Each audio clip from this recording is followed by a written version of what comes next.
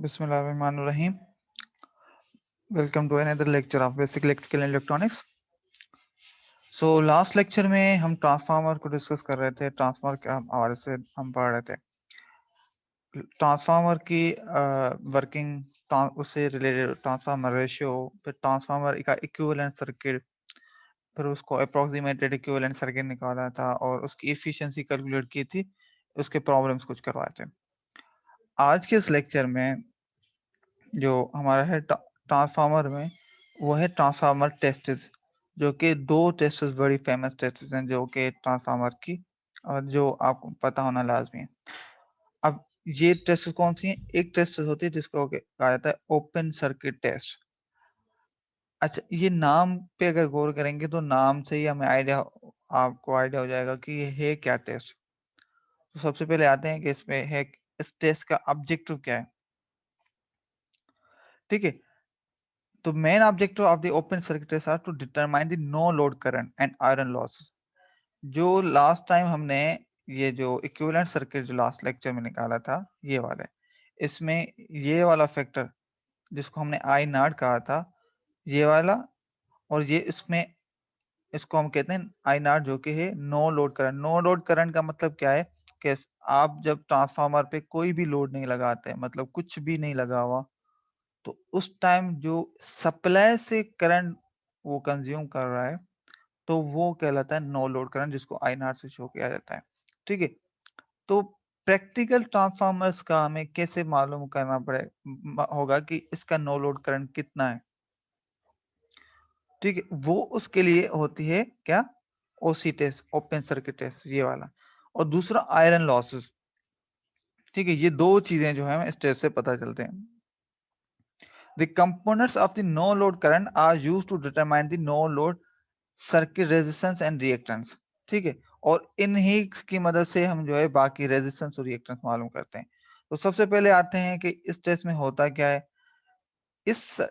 जो ये एक ट्रांसफार्मर है जिसके दो साइड होती हैं, एक साइड हमारी प्राइमरी साइड, दूसरी होती है सेकेंडरी साइड। अच्छा, यहाँ पे आपको लिखा हुआ नजर आ रहा है LV side, HV side. LV side का मतलब है कि low voltage, and HV side मतलब हाई वोल्टेज। इट मींस ये स्टेप अप ट्रांसफार्मर है, जो कि लो वोल्टेज देते हैं तो वो हाई वोल्टेज कर देता है। या जब स्टेप डाउन होगा तो फिर जारी बात है, उसमें आपके पास ये एचवी साइड इस तरफ हो जाएगी और वो एलवी साइड इस तरफ। मगर अभी हमें जो मेन कंसर्न है वो ये है कि open circuit test. Open circuit test में क्या होता है कि आपके पास ये जो जिस तरह नजर आ रहा है ना, प्राइमरी साइड में हम सप्लाई लगाते हैं। ठीक है, सप्लाई लगा दिया, और जो सेकेंडरी साइड है उसको हम ओपन रख देते हैं, मतलब कुछ भी कनेक्ट नहीं करते, ऐसे ही इसको ओपन छोड़ देते हैं, तभी इसको कहा जाता है ओपन सर्किट टेस्ट। सब मैंने अभी जिक्र किया था ना कि ओपन सर्किट क्यों कहते हैं, नाम से ही आइडिया हो रहा है। क्यों? क्योंकि ये उसकी सेकेंडरी साइड ओपन होती है और प्राइमरी साइड में हम दो चीजें लगाते हैं। ठीक है, तो अच्छा, उसमें फिर हम दो चीजें, पैरामीटर्स मतलब मालूम करेंगे। क्या क्या? एक करंट और दूसरा वोल्टेज। अब करंट को मालूम करने के लिए क्या करना पड़ता है, एमीटर को हमें सीरीज में लगाना पड़ता है। और इस वजह से ये देख रहे हैं आप कि ये लाइन में, ये जो लाइन सप्लाई की है जो कनेक्टेड है इसके साथ, प्राइमरी के साथ, उसके सीरीज में ये एमीटर लगा हुआ है। ये सिंबल है ना, एमीटर की है जो करंट मेयर करने के लिए। अच्छा, और वोल्टेज जो मेयर करना होता है वो हमेशा पैरेलल में लगाते हैं, जिस भी इक्विपमेंट का वोल्टेज मेयर कर रहे हैं, तो इस वजह से इसको पैरेलल में लगाया हुआ। तो ये तो हो गई दो बातें के लिए। फिर ये पूछ रहे होंगे कि ये क्या चीज है। ये एक्चुअली में वाट मीटर है जो पावर मेयर करने के लिए। तो पावर में वोल्टेज एंड करंट दोनों है, तो इस वजह से आप देख रहे होंगे ये इसकी एक यहाँ पर कनेक्टेड है और एक यहाँ पर, मतलब ये सीरीज और पैरेलल दोनों में कनेक्टेड है। करंट भी मालूम करेगा, वोल्टेज मालूम करेगा, फिर उनका कैलकुलेशन जो है पावर बताएगा। तो ये है इसकी overall structure open circuit testing के लिए। अच्छा, अब ओपन सर्किट टेस्ट में अब उसकी डिस्क्रिप्शन लिखी हुई है क्या है। In open circuit test high voltage side is considered to be open, मतलब जो हायर वोल्टेज साइड है उसको हम हमेशा क्या कहते हैं कि ओपन रखते हैं।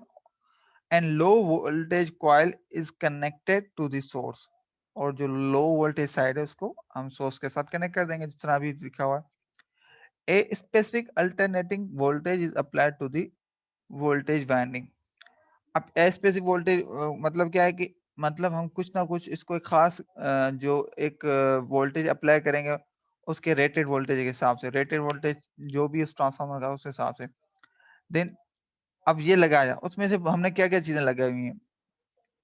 The wattmeter will measure the iron loss and amount of the copper loss. The ammeter and voltmeter will measure the no load current and the voltage respectively. Since the no load current is very small, the copper losses can be neglected. ठीक है, अब generally वो जो no load current होता है वो बहुत small होता है, ठीक है। और जो वोल्ट मीटर जो हमारा ये लगा हुआ है, ये जो पावर मीटर, ये पावर मीटर से हमें जो पावर ये बताएगा वो एक्चुअली में आयरन लॉसेस होंगे एंड कॉपर लॉसेस, ठीक है। ये लिखा हुआ है ये चीजें। तो दो पैरामीटर्स के लिए ये हमारा काम आता है, एक आयरन लॉस मालूम करने के लिए, दूसरा नो लोड करंट मालूम करने के लिए। नो लोड करंट तो हमें वैसे क्योंकि हमने कुछ भी लोड नहीं लगाया हुआ, तो उस टाइम जो करंट इसमें रेटिंग आ रही होगी वो आ रहा होगा नो लोड करंट। और टेस्ट के जो ये टेस्ट है इसकी सही होने के लिए, मतलब हमें कैसे पता चलेगा ट्रांसफार्मर की सही है मतलब एफिशिएंट होगा या लेस एफिशिएंट। तो इसका जो नो लोड करंट हो वो वेरी स्मॉल है एज कंपेयर टू दी जो मतलब वेरी नेग्लिजिबल होगा, ठीक है। तो ये मतलब उसका मतलब होगा हमारा ये ओपन जो ये हमारा ट्रांसफार्मर है वो सही है। अच्छा, अब ये जो इक्वेशन जितनी भी हैं ये तकरीबन सारे जो लेक्चर जो प्रीवियस लेक्चर्स में डिस्कस हो चुकी हैं चीजें। जिसने भी नहीं देखी हुई तो इसको एक दफा उसको रिव्यू कर लेगा, इंशाल्लाह बहुत बातें क्लियर हो जाएंगी। मैं यहाँ पे उसको फिर दोबारा एक एक को रिवाइज करवा रहा हूँ, ठीक है। The watt meter can be express, ठीक है। जो वाट मीटर क्या है, पावर है। पावर क्या होता है, VP is equal to V I, ठीक है।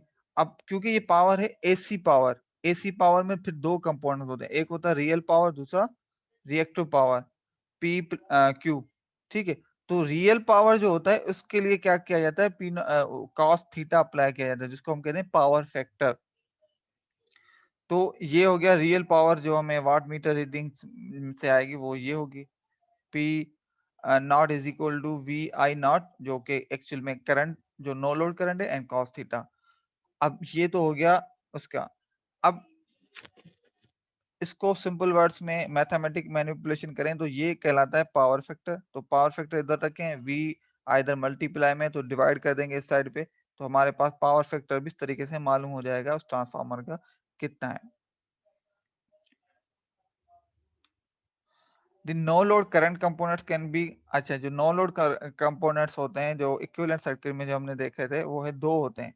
एक ये वाला कंपोनेंट जिसमें, ठीक है, दूसरा मैग्नेटाइजिंग करंट होता है जिसमें हमारा आयरन और कॉपर लॉसेस दोनों कंबाइंड है, और इसमें मैग्नेटाइजिंग करंट होता है। ये दोनों ये डायरेक्ट इक्वेशंस हैं जो कि ध्यान में रख लें। The no load resistance and reactance can be, और जब ये चीजें हमें पता चल जाएंगी तो फिर हम ये फॉर्मूलाज अप्लाई करेंगे। ये रेजिस्टेंस है, नो लोड रेजिस्टेंस, और ये रिएक्टेंस है। रेजिस्टेंस और रिएक्टेंस जो है उन दोनों का यूनिट ओहम होता है, और ये दोनों ही करंट्स में रुकावट मतलब फ्लो को रुकावट बनने का रीजन बनते हैं। और उनका ये फॉर्मूला ये है, RC is equal to V over I, H plus E मतलब hysteresis losses and iron losses, and जो आपके पास रिएक्टेंस वी ओवर आई है। ये डायरेक्ट फॉर्मूलाज हैं, इनको हम अप्लाई करेंगे।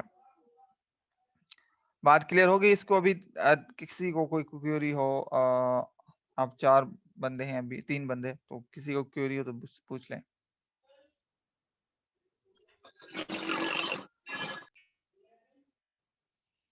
जी क्लियर है सबको? हाँ या ना जवाब आए? जी सर, जी सर क्लियर है। ओके गुड, ठीक है। सिंपल है, बस ओपन हायर साइड जो वोल्टेज साइड ओपन कर दें, उसके बाद वोल्ट और करंट मीटर लगा दें, और बस उसकी रेटिंग मेजर करें। एक खास तो ओपन सर्किट से रिलेटेड जो हमारा है एक प्रॉब्लम करते हैं। A 200 400 volt 50 hertz single phase transformer has the no load test data of, ठीक है।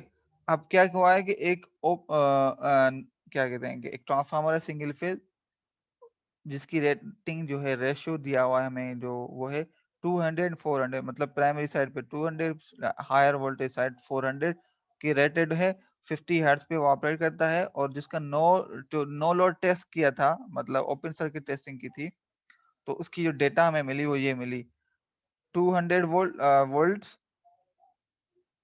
0.6 ampere and 80 watt. Calculate the no load circuit resistance and the reactance. बात क्लियर हो गई सवाल की सबको? क्लियर है सबको? ठीक है, हमने टेस्ट किया, हमने 3 पैरामीटर ही लगाए हुए हैं ना, यहाँ पे देखें, एक वोल्ट मीटर, एमीटर और जी ये सर। Power meter. तो उससे हमें 3 डेटा मिली हैं। अब हमसे ये पूछा है, बताओ सर्किट की जो रेजिस्टेंस कितनी है। नो लोड रेजिस्टेंस मतलब जब कोई भी लोड नहीं हो तो उस टाइम जो है हमारा ट्रांसफार्मर कितनी रेजिस्टेंस उसकी होगी, जो देख उस पूरे ट्रांसफार्मर सप्लाई के एंड पे उसकी कितनी रेजिस्टेंस होगी, और सर्किट रेजिस्टेंस निकालो। और रिएक्टेंस, रिएक्टेंस क्या होती है? रिएक्टेंस क्या होती है?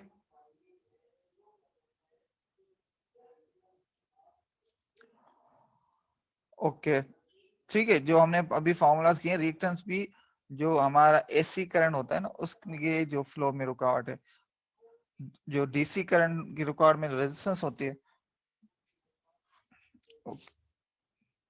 अच्छा अच्छा,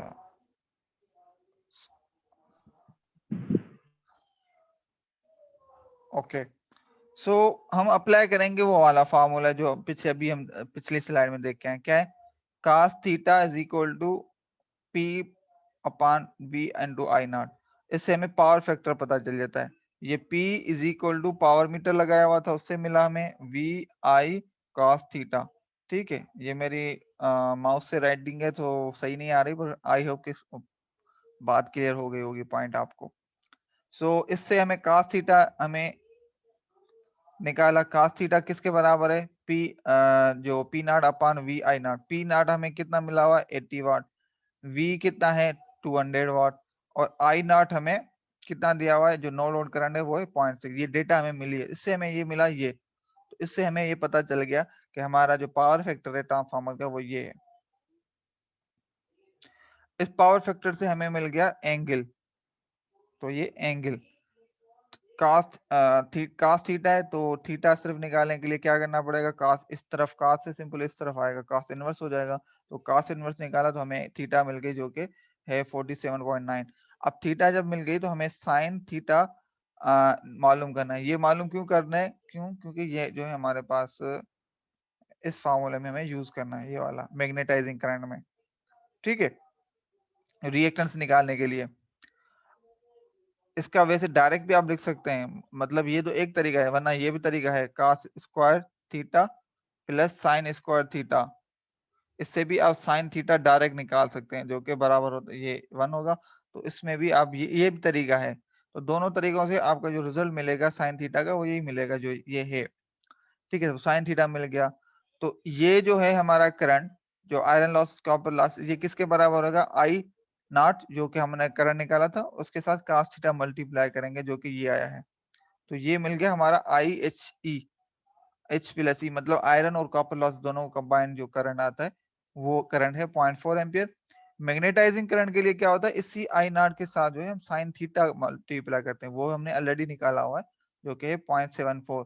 वो हम इसके साथ मल्टीप्लाई करेंगे साइन थीटा को, तो हमारे पास ये करंट आ गया।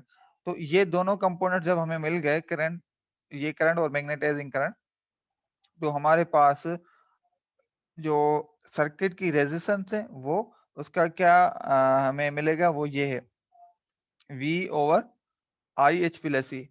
ये तो V कितना है हमारा? 200, ये वाला अपॉन 0.4, तो हमें ये 500 ओम रेजिस्टेंस हो गई। इसकी रिएक्टेंस कैसे मालूम करेंगे? V over I M, magnetising current. V कितना है? 200, और मैग्नेटाइजिंग करंट जो आई एम है वो ये 0.44, उससे हमें ये मिल गया। और ओवरऑल में आपसे से पूछूं इम्पीडेंस कितनी होती है, तो इम्पीडेंस क्या होता है? Resistance plus reactance. ठीक है, तो ये हो गया 500 प्लस, अब एग्जाम में मिसाल और मैं दे दूं कि भाई इसकी calculate the impedance of the circuit, तो आई होप कि दोनों बातें क्लियर होंगी। उसका मतलब है रेजिस्टेंस पहले निकालो, फिर रिएक्टेंस निकालो, उसके बाद फिर दोनों को यूं करके लिख दो 500 प्लस जे 454। बात क्लियर होगी सबको? जी सर। कोई क्यूरी अभी तक?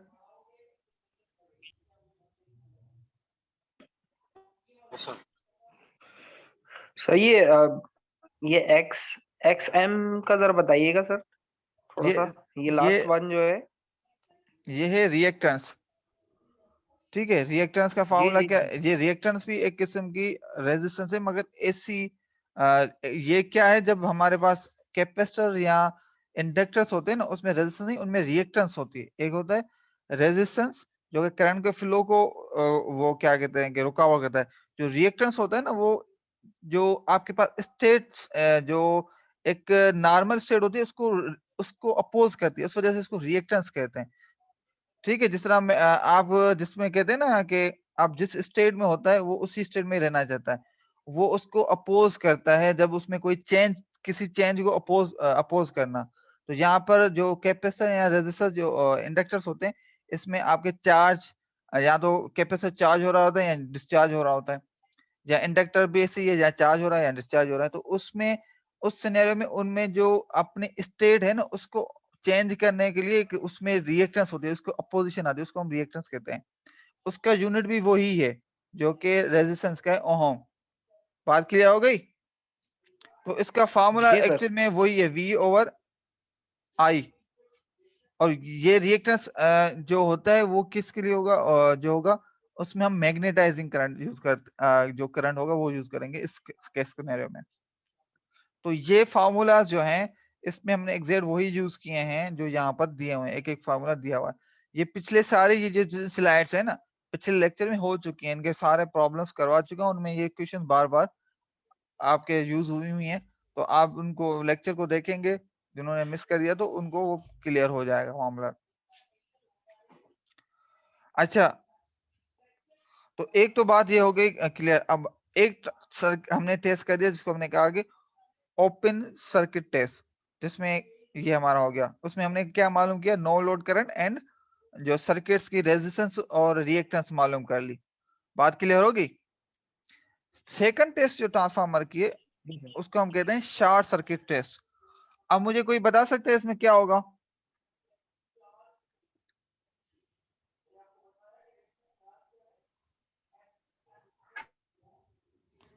या कभी किसी ने इंडस्ट्री में इस तरह की चीजें यूज की है?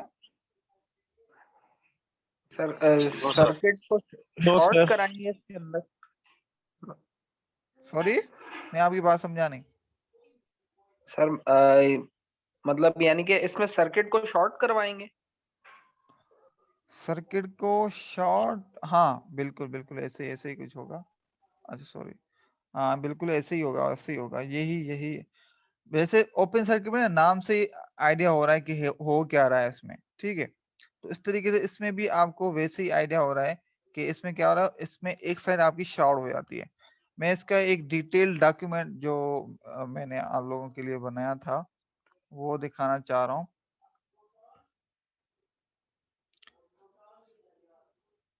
ठीक है, ये बहुत सारी पीडीएफ खुल गई हैं, तो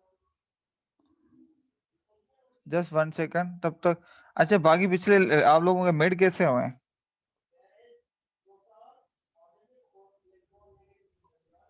सर अल्हम्दुलिल्लाह सही है। चलो इंशाल्लाह नेक्स्ट वीक अच्छे हुए हैं, वो अभी मैं चेक कर लूंगा नेक्स्ट वीक तक इंशाल्लाह, तो आइडिया हो जाएगा। अच्छा, बाकी क्लासेस में भी यही हाल है या सिर्फ यहाँ पे इतने आए हुए हैं? सारी क्लास में यही हाल है। यह तो बड़े अफसोस की बात है, फिर आप मतलब बहुत ही कम आ रहे हैं। सर असल में इशू ये है कि जो स्टूडेंट्स है ना उनकी क्लास टाइमिंग मैच नहीं होती। तो जैसे अभी भी मैं भी जा रहा हूँ रास्ते में, जो तो क्लास ले, और अक्सर लोग ऑफिस में होते हैं तो क्लास नहीं ले सकते। असल में अब किस टाइम, मतलब जाहिर बात है ये तो बात आपकी वैलिड है, मगर ये भी है कि किस टाइम पे क्लास लें। रात को 11-12 बजे तो थोड़ा मुश्किल ही हो जाएगा सबके लिए। टाइम तो निकालना ही पड़ेगा सबको, या नहीं?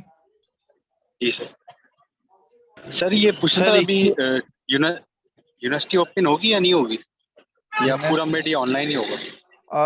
अभी इस हवाले से एग्जैक्ट क्या होता है वो तो जो भी पॉलिसी है बता दीजिए। जो मुझे लग रहा है कि ये सेमेस्टर शायद आप लोगों का ऐसे ही चले, क्योंकि हमारा अभी तकरीबन एंडिंग लेक्चर्स ही हैं। एंडिंग इन द सेंस के हमारे जो वीक्स काफी हो चुके हैं, मिड के बाद भी मिड भी हमारा 11th वीक में शायद हुआ था। टोटल सी वीक्स होते हैं 16 वीक्स होते हैं। तो बाकी कुछ वीक्स हैं वो ऐसे ही ऑनलाइन ही हो जाएंगे, मुझे जो अंदाजा हो रहा है। ओके सर ग्रुप पे एक मैसेज करते हैं, सारे स्टूडेंट मैसेज कर दें कि कौन सी टाइमिंग सुटेबल है, उस हिसाब से आप रख लीजिएगा क्लास। चलो ये भी सजेशन अच्छी है, चलो मैं ऐसे भी कर लेता हूँ। असल में जब तक स्टूडेंट्स ना हो ना तो तब तक हमें भी पढ़ाने में बड़ा मुश्किल होता है। मतलब एक बंदा हो ना इंटरेक्टिव हो तो एक फ्लो बनता है, वरना अकेले ही हम बात करते रहते हैं। अच्छा ठीक है, मुझे डॉक्यूमेंट मैं आप लोगों के साथ शेयर कर दूंगा। अभी मेरा डॉक्यूमेंट जो है मुझे वो मिल नहीं रहा, मगर उसमें यही सेम चीजें लिखी हुई हैं मगर थोड़े से और भी डिटेल में। तो वो आपकी रीडिंग के लिए, मतलब जो सिर्फ लेक्चर अटेंड नहीं कर पाया है तो वो उस डॉक्यूमेंट को देख लेगा तो इंशाल्लाह कवर कर लेगा चीजों को। वो एक एक चीज और भी डिटेल में कवर है हमारा उसमें।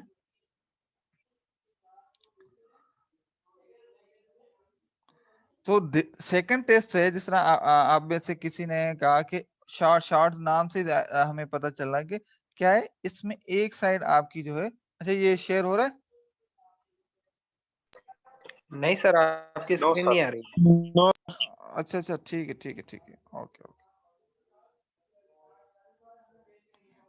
ठीक है।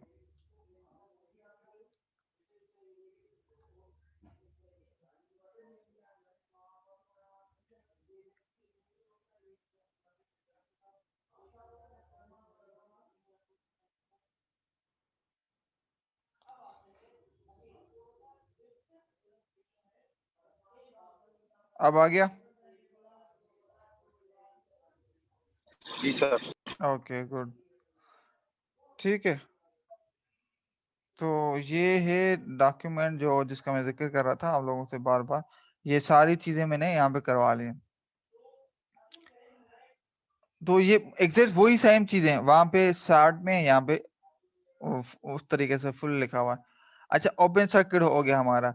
अब शॉर्ट सर्किट में क्या होता है? शॉर्ट सर्किट में हम क्या करते हैं, जो हमारे जो सेकेंडरी साइड है उसको हम शॉर्ट कर देते हैं, तभी इसका नाम है शॉर्ट सर्किट। अब इसका एक्चुअल में हम इस टेस्ट का मतलब क्या है, या इस टेस्ट से हमें क्या चीजें मिलती हैं? तो वो जो पैरामीटर्स हैं वो ये हैं। The purpose of this test to determine the full load या copper loss. Full load copper loss, full load copper loss का मतलब क्या है कि जब आपको जिस ट्रांसफार्मर को जिस रेटेड वोल्ट लोड के लिए आपने बनाया कि मैक्सिमम लोड इस पे ये हो सकता है, मैक्सिमम से मैक्सिमम लोड, ठीक है। तो उस पे हम ये देख रहे हैं कि जब ट्रांसफार्मर में जब फुल लोड हो ना तो उस टाइम कितना ये जो है ना इसमें लॉसेस होंगे, कॉपर लॉसेस होंगे, पहली बार। दूसरा क्या, equivalent resistance R1E and R2E, ठीक है। इक्विवेलेंट रिएक्टेंस, अब इक्विवेलेंट रेजिस्टेंस या रिएक्टेंस क्या है? ये एक्चुअल में जो ट्रांसफार्मर का जो इक्विवेलेंट सर्किट बना रहे थे, ये अगेन पिछले लेक्चर की बातें मैं यहाँ पे दिखा दूं, ये वाले। तो ये जो रिएक्टेंस और रेजिस्टेंस, इसको हम कहते हैं इक्विवेलेंट रेजिस्टेंस। इक्विवेलेंट क्यों है, मैं इसको और भी बैक और लेके चलता हूं। ये वाला ये है ट्रांसफार्मर का बेसिकली इक्विवेलेंट सर्किट। इक्विवेलेंट का मतलब क्या है कि जो हम एक फिजिकल ट्रांसफार्मर है ना उसको इलेक्ट्रिकली प्रॉपर्टीज को इस तरह यहाँ पे एक मॉडल किया हुआ है ताकि हम उसकी इलेक्ट्रिकल के जो एनालिसिस कर सकें कि उस पे किस इनपुट्स पे उसका क्या बिहेवियर होगा, क्या रेजिस्टेंस या रिएक्टेंस वगैरह होती हैं चीजें। तो उसकी ये मॉडलिंग की हुई जो एक एक चीज यहाँ पे दी हुई है, ठीक है। अब उसमें क्या होता है, प्राइमरी साइड में जो होता है आपके एक होता है रेजिस्टेंस और रिएक्टेंस, दोनों चीजें होती हैं। इसी तरीके से सेकेंडरी साइड पे जो वाइंडिंग होती है उसमें रेजिस्टेंस भी होती है, रिएक्टेंस भी होती है। ये जो पार्ट नजर आ रहा है ये लोड है। लोड मतलब वो तो कोई भी हो सकता है, मतलब उसको डिटेल दे दिया। तो ये कहलाते हैं ये हो गया सेकेंडरी साइड और ये हो गया प्राइमरी साइड। और ये जो बीच में हमारे पास जो आयरन कोर है ना, जो ट्रांसफार्मर की जो कोर है जिसमें हमारा मैग्नेट फ्लो कर रहा है और बाकी चीजें हो रही हैं, तो इसमें जो लॉसेस हो रहे हैं ना, वो यहाँ पे इस तरीके से मॉडल किया हुआ है। और जो करंट जो INR0 होता है ना, वो उसी से फ्लो हो रहा होता है। ठीक है, तो उसमें क्या चीजें हैं, एक मैग्नेटाइजिंग करंट होता है, इस करंट के दो कंपोनेंट, एक मैग्नेटाइजिंग करंट और दूसरा आयरन और जो एडी करंट या आयरन लॉस और दूसरा कोर लॉसेस, ये सारे इसमें आते हैं, हिस्टैरिसीस और ये एडी लॉस करंट लॉसेस। अच्छा, अब ये हो गया ट्रांसफार्मर की एक मॉडलिंग, सर्किट में हमने इसकी मॉडलिंग कर दी कि एक ट्रांसफार्मर जो बिहेव करता है तो उसके इलेक्ट्रिकली इस तरीके से एक उसका इक्विवेलेंट सर्किट बनता है। अब यहाँ पर दो साइड आ जाती, एक प्राइमरी साइड एक सेकेंडरी साइड, तो एनालिसिस में फिर मुश्किल होती है। तो फिर क्या किया गया, ये जो सेकेंडरी साइड है इसको इस तरफ रेफर करना, या सेकंड प्राइमरी साइड को सेकेंडरी साइड रेफर करना, उसको हम कहते हैं रेफरिंग। अब ये पूरे लेक्चर्स में, क्योंकि प्रीवियस लेक्चर में सारी डिस्कस हो चुकी है कि रेफरिंग क्या होता है, क्या इंपैक्ट पड़ता है, मैं क्विकली आपको सिर्फ दिखा रहा हूं। तो ये रेफरिंग हो गई। तो रेफर करने में जब हम आते हैं तो क्या होता है कि मिसाल तौर ये आपके पास जो प्राइमरी साइड का था उसको हमने ये सेकेंडरी साइड का है, और जो प्राइमरी साइड है ये वाली, जो प्राइमरी साइड में ये सारी चीजें थी वो रेफर होके सेकेंडरी साइड पे आ गई। तो उनकी सारी वैल्यूज जो है ना ये बन गई, R1 डैश RX डैश, सारों को नाम वही है, डैश दे दिया। वो इक्विवेलेंट किसके होंगी, उसके ये फार्मूलाज हैं। With the help of the transformer ratio हम इनको रेफर कर दिया। तो अब यहाँ पर ये दो रेजिस्टेंस आ गई, एक R1 R2, तो इनको हम करते हैं इक्विवेलेंट, इक्वल एक एक रेजिस्टेंस निकाले दोनों को कंबाइन करके, ये देख रहे हैं, तो ये कहलाते हैं इक्विवेलेंट रेजिस्टेंस। जो सेकंड हम शॉर्ट सर्किट टेस्ट करते हैं ना, वो इन इक्विवेलेंट रेजिस्टेंस और रिएक्टेंस को मालूम करने के लिए। ये तो हो गया सारा काम हमने मैथमेटिकली कर दिया और स्कीमेटिक डायग्राम पे। प्रैक्टिकली इन चीजों को जो ट्रांसफार्मर का क्या होगा, रेजिस्टेंस इक्विवेलेंट और रिएक्टेंस, वो मालूम करने के लिए फिर हम शॉर्ट सर्किट करते हैं। यहाँ तक बात क्लियर हो गई, या मतलब कुछ आइडिया हो गया? जी क्लियर है सबको? ये उस चीज की बात हो रही है यहाँ पर, इक्विवेलेंट रेजिस्टेंस। उसको करेंगे कैसे, अगेन वही बात कि इस साइड को हम शॉर्ट कर देंगे, इधर हम जो है एक एमीटर वोल्ट मीटर और एक जो है वाट मीटर लगा देंगे। ये एग्जैक्ट सेम ही है जो वहां पर है। ठीक है, और यहाँ पर भी ये देखो शॉर्ट किया हुआ है, मगर शॉर्ट के साथ एक एमीटर लगाया हुआ है। हो गया। अच्छा, इसमें ये जो सप्लाई को हमने वेरिएबल सप्लाई लगाई हुई है, वो सप्लाई इस तरीके से लगाई हुई है कि हम वोल्टेज को 0 से स्टार्ट करेंगे, ऐसा ऐसा जो है इनको इंक्रीज करते जाएंगे until the full load current flows in this winding. मतलब ये वाली साइड है ना,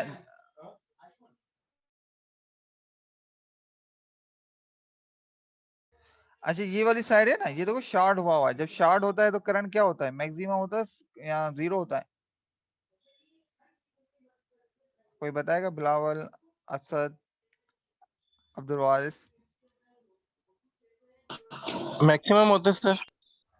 ठीक है, अब यहाँ पे जब हम शॉर्ट कर देते हैं तो जितना भी, क्योंकि इसकी रेजिस्टेंस तो इसमें होती ही नहीं है प्रैक्टिकली, जो तो ऐसे नहीं है कि 0 रेजिस्टेंस हो, मगर जो है ना इसकी बहुत ही लो रेजिस्टेंस होती है। मतलब जस्ट लाइक सिंपल वायर, तो सिंपल वायर में कोई आपकी रेजिस्टेंस होती ही नहीं है। तो इस V = IR के मुताबिक आपके पास जब रेजिस्टेंस बहुत ही छोटी हो तो करंट क्या होगा, मैक्सिमम होगा। और मिसाल तौर इसका फॉर सपोज आपका ट्रांसफार्मर है जिसका फुल जो रेटेड फुल लोड जो करंट है वो सपोज करें 100 एम्पियर, मतलब जो मैक्सिमम जो ये ट्रांसफार्मर आपको सप्लाई कर सकते हैं 100 एम्पियर, मैं सपोज कर रहा हूँ। तो उस टाइम ये कब देगा, जब इसमें आपके पास फुल लोड हो। तो लोड जो भी लगा हुआ उसकी कुछ ना कोई रेजिस्टेंस होगी ना, हमेशा उसकी कुछ ना कोई रेजिस्टेंस एम्पीडेंस होगी। उसके बाद जाके ये ना हमें 100 एम्पियर दे रहा होगा। मगर जब हम इसको शॉर्ट कर देंगे ना तो ये 100 एम्पियर थोड़े वोल्टेज पे ही अचीव हो जाएगा। तो इस वजह से हम इसको ना 0 से स्टार्ट करेंगे और थोड़ा स्लोली स्लोली वोल्टेज बढ़ाते जाएंगे। इस तरह बढ़ाएंगे कि जैसे ही इसमें full load volt current flow होना शुरू हो जाए। तो ये वही बात यहाँ पे लिखी हुई है। The voltage slowly increase until the full load current flows in this winding। जो सेकेंडरी साइड है ना, इसमें जितना रेटेड फुल लोड करंट हो सकता है, जो मैक्सिमम ये ट्रांसफार्मर सप्लाई कर सकता है, उतना अचीव हो जाएगा, तब वहां पे हम रोक देंगे। और ये अचीव किस वोल्टेज पे होता है? ये अचीव किस वोल्टेज पे होता है? वो होता है मैक्सिमम नॉर्मली 5 से 10% ऑफ द रेटेड वोल्टेज। अब ये मुझे कोई पॉइंट समझाएगा इसका मतलब क्या है? मतलब आपको इसके बारे इसके क्या समझ में आया इससे? कोई एक बंदा गलत सही को छोड़ ज़हन से निकालें और मुझे एक्सप्लेन कर दें थोड़ा सा अपने वर्ड्स में।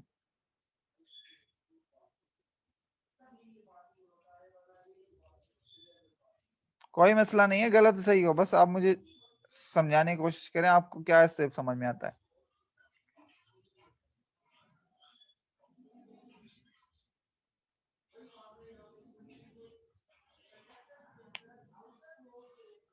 बोल दें क्या हुआ, सारे साइलेंट हो गए। सर जो वोल्टेज हमें मिल रहा है, मतलब उसका कुछ हिस्सा, यानी कि रेटिंग पावर मींस के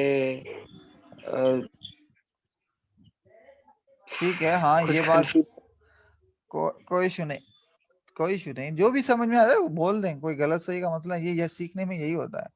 मतलब कुछ मखसूस हिस्सा वोल्टेज का, या हाँ 5 से जो है 10% मतलब ये बात सही है कि मखसूस हिस्सा।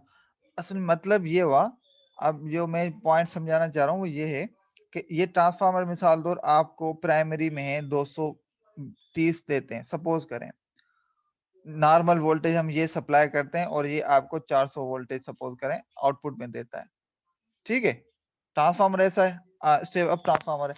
अब यहाँ पे क्या हो रहा है, इसको तो आपने कर दिया शॉर्ट। अब जब शॉर्ट हो गया तो यहाँ पर हमने क्या किया है, जीरो से स्टार्ट करना शुरू किया है और 1 2 3 सपोज 3 4 5 6 7 8 9 10 तक मतलब इस तरह जा रहे हैं और यहाँ पे हमने अमीटर लगाया हुआ है और चेक करें इसका करंट कितना आ रहा है, ठीक है। तो अब यहाँ पर इश्यू ये हुआ कि हमारे पास इस पे जो शॉर्ट होने की वजह से जो मैक्सिमम करंट है ना वो एकदम अचीव हो गया। तो वो मैक्सिमम जो करंट अचीव होता है ना, वो जब शॉर्ट कर लेते हैं वो अराउंड जो 230 है नॉर्मली, जो जिस रेटेड वोल्टेज के लिए ये ट्रांसफार्मर बना हुआ है, उसके 5 से 10% वोल्टेज पे ही अचीव कर देगा। मतलब 230 में अगर मैं ये 230 पे हमें यहाँ पर लोड लगा हुआ और उस टाइम ये 400 मतलब इस टाइम ये मैक्सिमम करंट देता है 100 एम्पियर, ठीक है। तो जब हम शार्ट कर दूंगा तो ये जो है मुझे तकरीबन 23 वोल्ट पे रही, यहाँ पर मैक्सिमम करंट फ्लो होना शुरू हो गया। तो ये 23 वोल्टेज क्या है, इसका रेटेड वोल्टेज का अराउंड 10% है। बात समझ में आई? जी सर, क्लियर हो गया। तो इस वजह से ये सिर्फ एक्सपीरियंस बता रहा है कि नॉर्मली द अप्लाइड वोल्टेज जो कि हम जीरो से नजर स्टार्ट करेंगे, जो रेटेड वोल्टेज जिस रेटेड वोल्टेज के ये ट्रांसफार्मर बना हुआ है, मतलब 200 वोल्ट के लिए बना हुआ है, तो आपको 10 से 20 वोल्ट के अंदर अंदर ही मैक्सिमम करंट फ्लो होना शुरू हो जाएगा यहाँ पर। मतलब आप को जो यहाँ पर शॉर्ट करने के बाद 5 से 10% जो रेटेड वोल्टेज से का अप्लाई करेंगे तो आपका करंट फ्लो होना शुरू हो जाएगा। बात क्लियर है?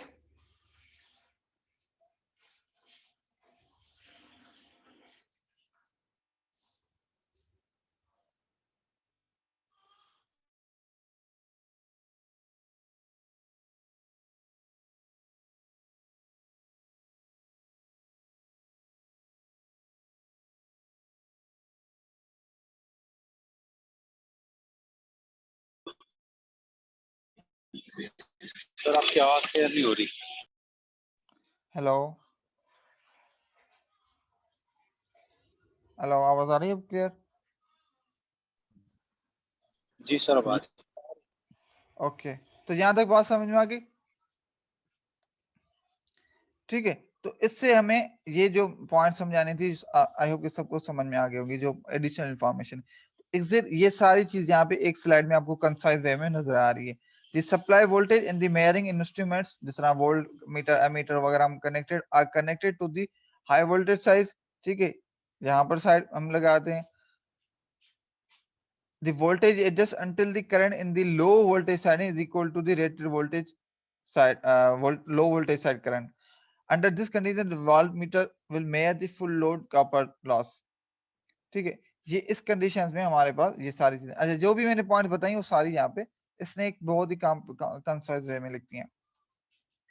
अब ये क्वेश्चन है हमारे काम के, वो ये हैं। Power in the short circuit test is equal to voltage in short circuit, जो आईएससी एससी नजर आए शॉर्ट सर्किट, इट मीन जो पावर वोल्टेज करंट जो भी आप शॉर्ट सर्किट में मेजर कर रहे हैं वो P is equal to V cos theta, और फिर इस हिसाब से cos थीटा क्या बना, PSC अपॉन VSC ISC। ठीक है, ये हमारी रेटिंग्स हो गई। और इससे हमारे पास जो इक्विवेलेंट जो हमारे पास इंपीडेंस बनेगी, इंपीडेंस का मतलब अगेन वही बात हो गई कि इंपीडेंस में दो चीजें होंगी, रेजिस्टेंस और आपके पास दूसरी क्या, रिएक्टेंस। तो यहाँ पर कंबाइनली लिखा हुआ है, और उसमें यहाँ पर ये जो रेजिस्टेंस का फार्मूला और ये रिएक्टेंस का फार्मूला, तो ये सारी चीजें हो गई क्लियर।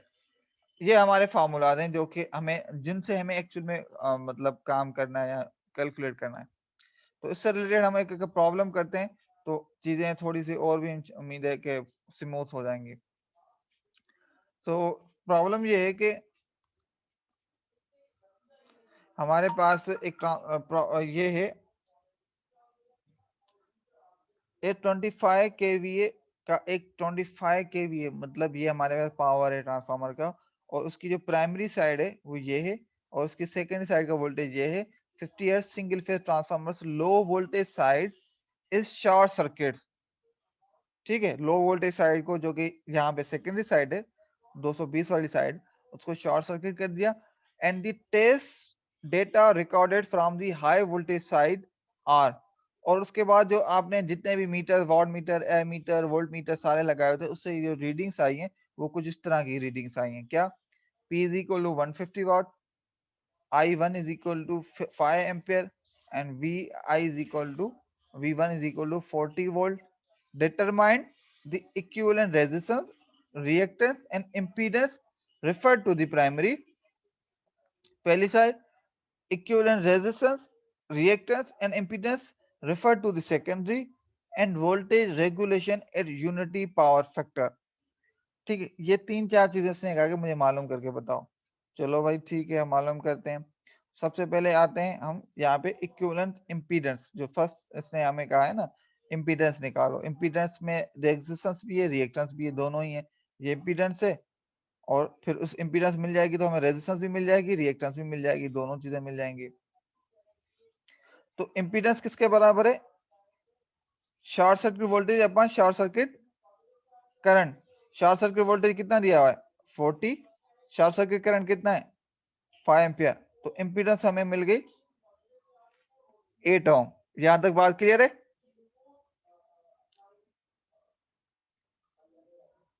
जी सर। जी सर, क्लियर है। ओके, अच्छा अब यहां पर हम अप्लाई करेंगे formula P is equal to ये वाला, cos थीटा निकालने के लिए, ये वाला cos थीटा निकालने के लिए, मतलब cos थीटा क्या है, पावर फैक्टर है। इसको निकालने के लिए हमने ये फॉर्मूला अप्लाई किया, तो पावर हमें कितना मिला, P 150 वाट, अपन वोल्टेज कितना है हमारा 40, करंट कितना है 5 एम्पियर। ये अप्लाई किया तो हमें मिल गया पावर फैक्टर जो कि आया 0.75। बात क्लियर हो गई? अब ये हम क्यों निकाल रहे हैं, ये देखिए, इससे हमें मिल जाएगी एंगल। ठीक है, जिस तरीके से हमने पिछले प्रॉब्लम में किया था ना, एग्जैक्ट सेम पैटर्न है, उससे हमें मिल जाएगी एंगल। एंगल से हम निकालेंगे साइन थीटा, cos थीटा मिल गया तो साइन थीटा, साइन, जब साइन थीटा मिल गया तो यहाँ पे cos थीटा यहाँ पे अप्लाई करेंगे तो हमें रेजिस्टेंस मिल जाएगी, और यहाँ पे साइन थीटा अप्लाई करेंगे तो हमें रिएक्टेंस मिल जाएगी। तो एग्जैक्ट वही सेम काम कर रहे हैं, तो यही फार्मूला अप्लाई करेंगे। आर इक्विवेलेंट जो कि उसने हमें क्या कहा है, कि भाई मुझे इम्पीडेंस भी बताओ, रेजिस्टेंस भी बताओ, रिएक्टेंस भी बताओ। इम्पीडेंस तो हमने डायरेक्ट निकाल लिया, मगर इम्पीडेंस से ही हम रेजिस्टेंस निकालेंगे और रिएक्टेंस निकालेंगे। ठीक है, तो इम्पीडेंस कितनी हमारी आई, कितनी आई थी?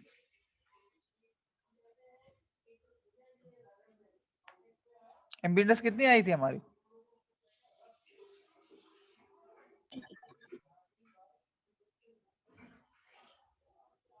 8 आई थी ना अभी पिछली स्लाइड में। 8 multiply by 0.75 cos theta. cos theta की वैल्यू कितनी थी? 0.75। वो मल्टीप्लाई किया, हमें रेजिस्टेंस मिल गई। एग्जैक्टली इम्पीडेंस के साथ sin थीटा हम मल्टीप्लाई करते हैं तो हमारे पास रिएक्टेंस मिलती है, तो वो रिएक्टेंस आ गई। तो इस तरीके से हमने इम्पीडेंस, रेजिस्टेंस और रिएक्टेंस तीनों चीजें हमने पहला जो उसने पहली जो चीज उसने हमसे पूछी थी वो हमने बता दी। सेकंड में उसने हमसे क्या पूछा है? Equivalent resistance, reactance and impedance refer to the secondary side. अच्छा, अब जब भी रेफरिंग का काम होता है ना, प्राइमरी को सेकेंडरी साइड रेफर करना, सेकेंडरी को प्राइमरी साइड रेफर करना, तो उसमें हमारे पास जो इम्पीडेंस जो ट्रांसफार्मर रेशियो है ना, उसका बड़ा रोल है, तो वो हमें हेल्प करता है। तो सबसे पहले हम निकालेंगे ट्रांसफार्मर रेशियो। ट्रांसफार्मर रेशियो हम किन किन से निकाल सकते हैं? करंट हो, वोल्टेज हो, या आपके पास जो नंबर ऑफ टर्न्स हो प्राइमरी सेकेंडरी है, कोई भी चीज मिली हुई हो तो हम उससे टर्न रेशियो निकाल सकते हैं। जो ट्रांसफार्मर रेशियो, ट्रांसफार्मर रेशियो क्या है, किसके बराबर है in terms of voltage? V1 और V2। और V1 और V2 हमें दोनों चीजें दी हुई हैं यहाँ पे, ये देखो यहाँ पे दी हुई हैं, तो इनको करेंगे तो हमें टर्न रेशियो मिल जाएगा 10। तो पहला काम हमारा ये रेशियो मिल गया। जब हमें ये रेशियो मिल गया जो, तो रिफरिंग वाले फार्मूला जो है वो सारे यहाँ पर ऑलरेडी ये जो है करवाए हुए हैं, तो मैं दिखा दूं। ये देखें, ये इक्विवेलेंट है और ये वाले रेफर किए हुए हैं। ये है रेफर टू द सेकेंडरी। जब प्राइमरी को सेकेंडरी की तरफ रेफर करते हैं तो रेफर्ड वैल्यू ये होती है, जब सेकेंडरी को प्राइमरी की तरफ रेफर करते हैं तो ये वैल्यूज होती हैं। आई बात समझ में? ये देखे ना, रेशियो, सिर्फ रेशियो का काम होता है, या मल्टीप्लाई हो रहा था या डिवाइड हो रहा होता है, ये रेशियोज का चक्कर होता है। तो एग्जैक्टली सेम हमने पहले रेशियो तो निकाल दिया इसका। ठीक है, तो ये जो है आपके पास जब प्राइमरी को सेकेंडरी की तरफ रेफर करते हैं तो फिर ये जो आपके पास रेफर्ड वैल्यू आएगी उसको हमने ए स्क्वायर से डिवाइड, ए स्क्वायर जो है डिवाइड में रखेंगे, तो ये रेफर्ड वैल्यू जो कि सेकेंडरी को रेफर किया हुआ है, और जो ये इम्पीडेंस रेफर्ड हो गई, ये रेजिस्टेंस रेफर्ड हो गई, ये रिएक्टेंस रेफर्ड हो गई। क्या हो गया? सिंपली जो हमने वैल्यूज फर्स्ट पार्ट में निकाली थी ना, उन सबको डिवाइडेड बाय कर दो ए स्क्वायर, जो कि ए है 10, तो स्क्वायर हो गया 100। सबको 100 से रेफर डिवाइड कर देंगे तो आपको सेकेंडरी की तरफ जो रेफर्ड हुई वैल्यूज है वो मिल जाएंगे। अच्छा, ये दूसरा पार्ट भी हो गया हमारा। तीसरा क्या है? Voltage regulation eight unity factor. Unity factor का मतलब क्या हुआ? पावर फैक्टर का मतलब है कि आपके पास cos थीटा आया है ना, वो सिर्फ 1 हो गया। ठीक है, तो हम सबसे पहले क्या निकालेंगे? हमें करंट चाहिए। करंट कैसे निकालेंगे? तो करंट निकालने का जो पहले ट्रांसफार्मर का जो I2 है, जो सेकेंडरी साइड करंट है, वो निकालना है। अब सेकेंडरी साइड को करंट कैसे, हमें तो पता ही नहीं है। हमें तो ये वाली रेटिंग्स वगैरह निकाली, वो भी तो प्राइमरी साइड निकाली है। तो इस साइड का हमें कैसे, कितना पता चले करंट क्या होगा? तो सिंपल ये वाला तरीका, P is equal to V I. ठीक है, अब क्या है कि ट्रांसफार्मर में जो प्राइमरी और सेकेंडरी साइड जो पावर होता है ना, आइडियल कंडीशन में बराबर होता है। तो पावर जो हमें 25 kVA रेटिंग दी हुई है, तो वही सेम प्राइमरी सेकेंडरी साइड भी होगा। तो पहला मतलब है कि सेकेंडरी साइड का पावर हम यही रखेंगे, वो तो हमें मिल गया। वोल्टेज ऑफ सेकेंडरी साइड उसने हमें दिया हुआ है, कितना है? 220। तो 25 kVA को ये है P is equal to V I. तो इसमें से करंट निकालना हो तो क्या करेंगे? I is equal to P over V। Power भी सेकेंडरी साइड का हमें पता चल गया, वोल्टेज भी पता है, करंट निकल सकता है। अब जी सर। ये बात समझ में आ रही है ना?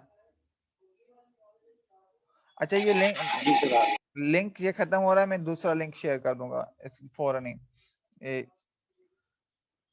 ठीक है, तो हमने निकाला करंट। तो वो है 25,000 के का मतलब है 1000 डिवाइडेड बाय 220, तो हमें करंट मिला जो सेकंड साइड का वो है